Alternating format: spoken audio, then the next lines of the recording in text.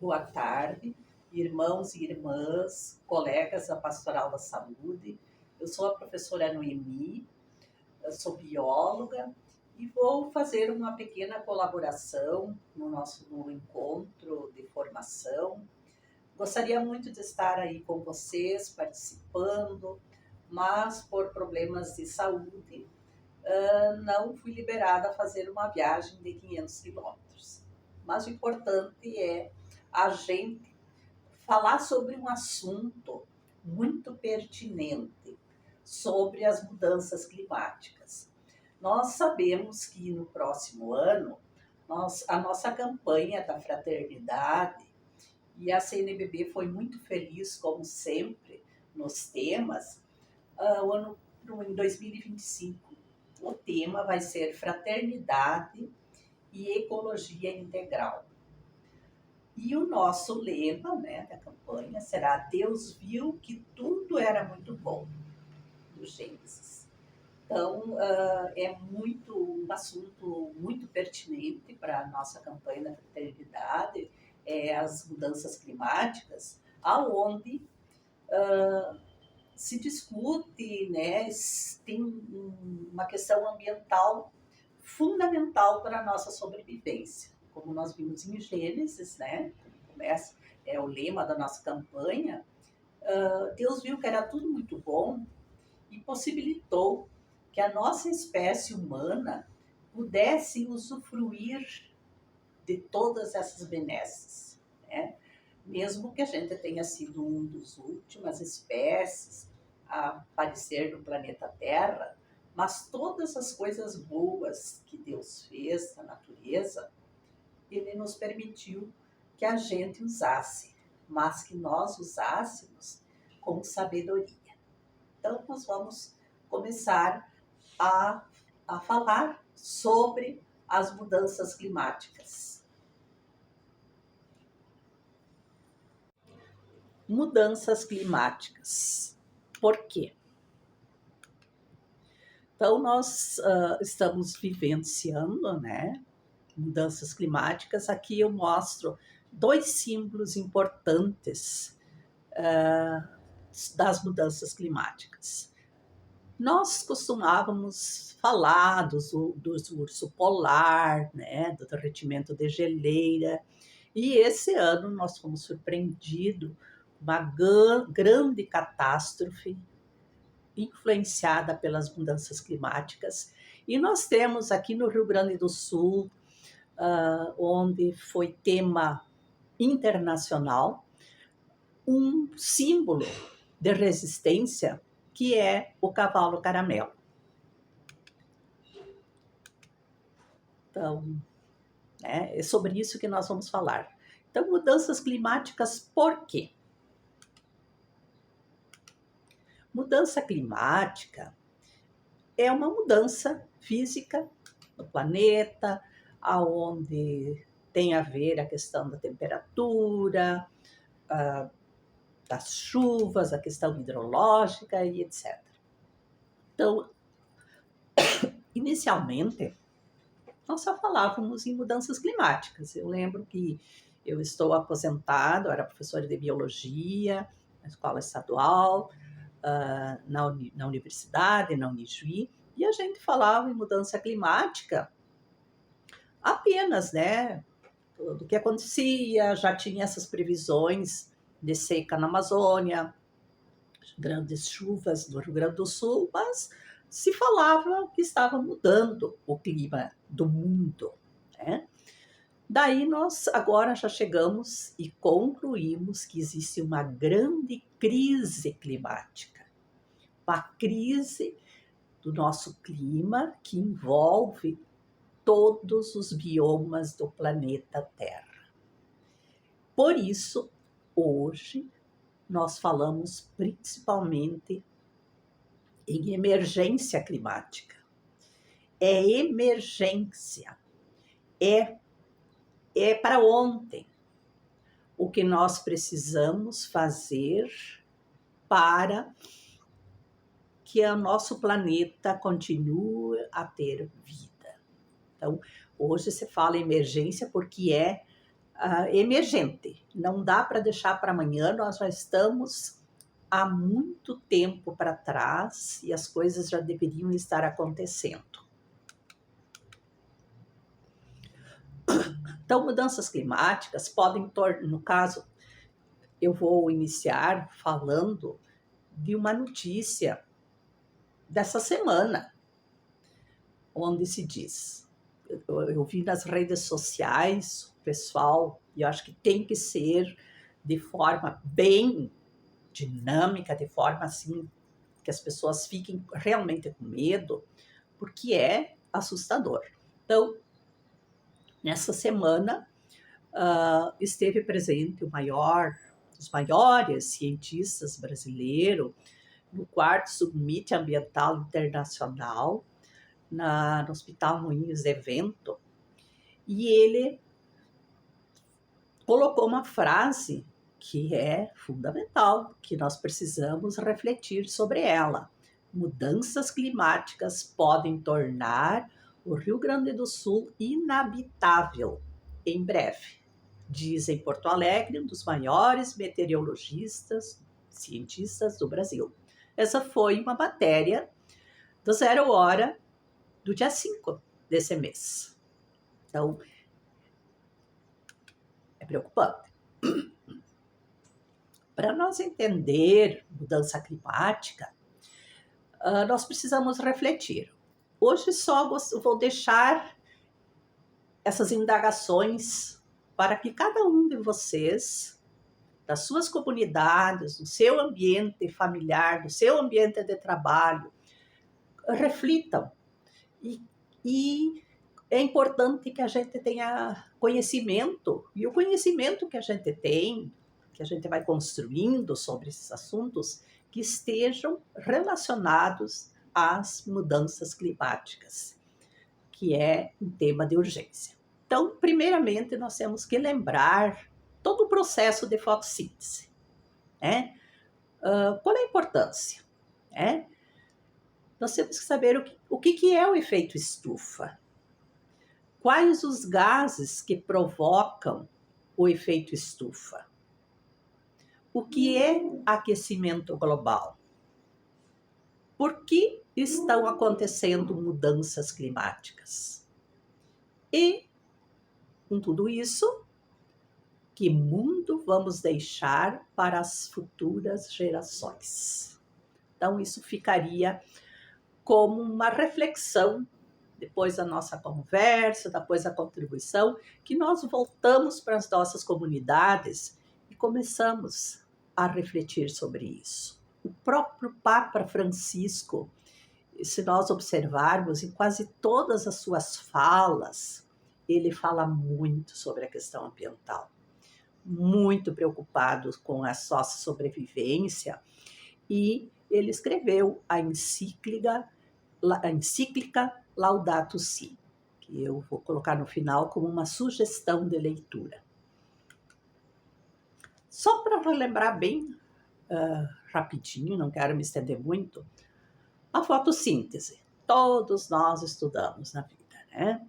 Então, a gente sabe que as plantas e as algas marinhas absorvem o dióxido de carbono, né, o gás carbônico, e usando isso produzem seu alimento, né, glicose junto com a água e sais minerais, e liberam para a atmosfera o oxigênio. Então, nós precisamos desse oxigênio para a gente respirar, produzir a nossa energia, e nós liberamos esse gás carbônico que as plantas absorvem. Olha a importância quando se trata de mudança climática atual, sobre a importância das plantas, das algas, tanto marinhas como algas de água doce, nesse processo da fotossíntese, que é de captura do carbono. O que seria o efeito estufa? Então, aqui nós temos o planeta Terra, né, o Sol, onde o planeta, durante um ano, faz o processo de translação, entre si de rotação e translação. Lembrando, né, gente, que a Terra é redonda, elíptica, não é plana. Então, é um grande problema hoje que nós enfrentamos, o negacionismo, as informações falsas. Então, o que é o efeito estufa? O efeito estufa, ele é natural, né, a quantidade suficiente de gases. Ele é uma camada necessária e natural. Ali vocês podem ver na figura, os raios solares, eles incidem sobre a Terra, né, e automaticamente grande parte desses raios solares voltariam para o universo, né, voltariam para o ar. E parte deles ficaria para que à noite, quando não tem sol, um pouco desses raios ficassem na Terra, para a Terra ficar um pouco aquecida, senão ela ficaria muito fria. Então, o efeito estufa é um efeito natural, né? Essa troca de gases, raios solares que chegam até a Terra, voltam e parte volta novamente para a Terra.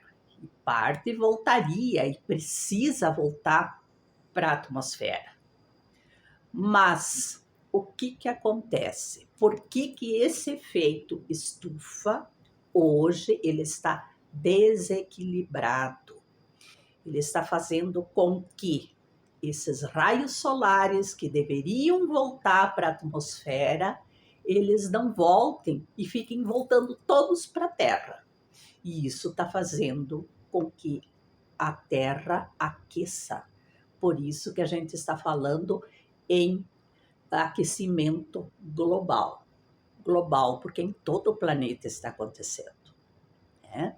Então, esses conceitos, lembrar da fotossíntese, saber o que é o efeito estufa e que esse efeito está acontecendo devido ao excesso de alguns gases nessa camada e não está permitindo que os raios solares voltem para a atmosfera, está aquecendo o planeta. E os principais gases, então aqui tem uma foto, né, que mostra melhor, então a luz do sol, calor, ele vai, parte dele voltaria e parte voltaria para a atmosfera. Mas nós estamos com um acúmulo, principalmente de dióxido de carbono, também o gás metano, que está ficando acumulado nessa camada onde tem o que nós chamamos de efeito estufa.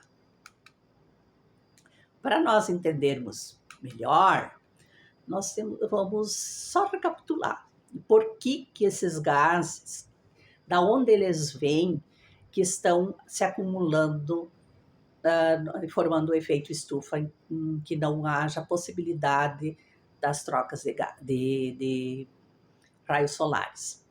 Todos os seres vivos, todos, seja uma alga, seja uma pulga, seja um pé de trigo, seja uma ave, um ser humano, todos são formados de carbono, hidrogênio, oxigênio e nitrogênio. Então, aqui está o elemento químico, né? Carbono em evidência, que a gente diz o chão, carbono, hidrogênio, oxigênio e nitrogênio.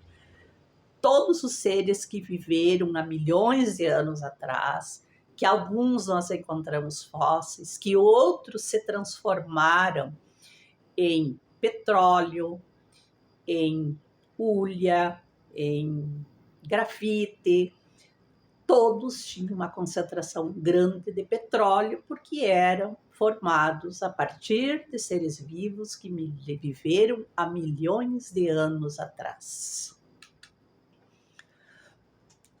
Para nós entender, então, como é que se forma o petróleo, né?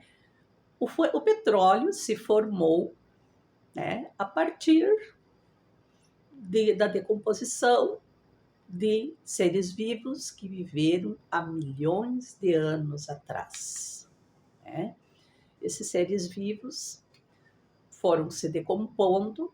Para isso, nós temos que entender que o mundo, o planeta Terra, tem mais de 4,6 bilhões de anos. Então, é muito tempo.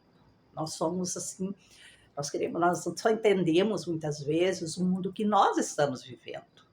Não, viveram milhões de espécies, muitas foram extintas bem antes de nós chegarmos. Nós, na verdade, somos uma das últimas espécies a surgir no planeta Terra.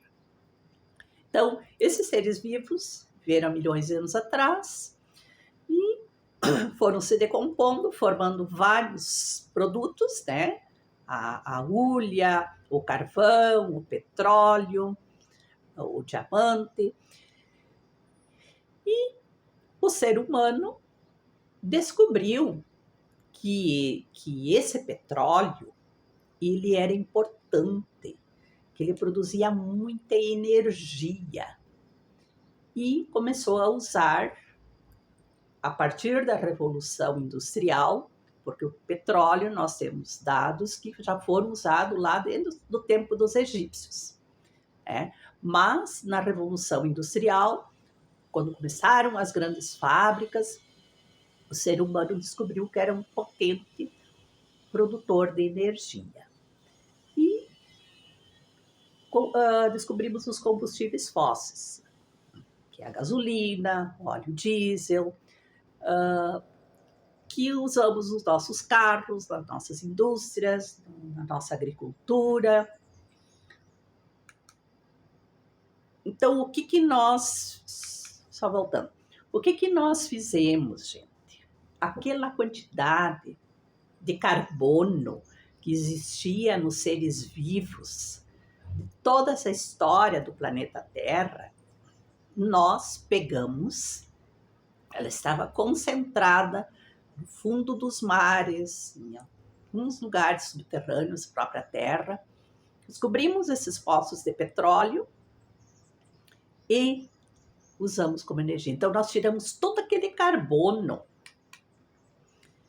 que faz parte dos seres vivos, desculpe, e desenterramos. Nós desenterramos aquele carbono que estava quietinho na natureza e usamos para a nossa comodidade, para nossas fábricas, para nossos carros, para os nossos tratores, etc.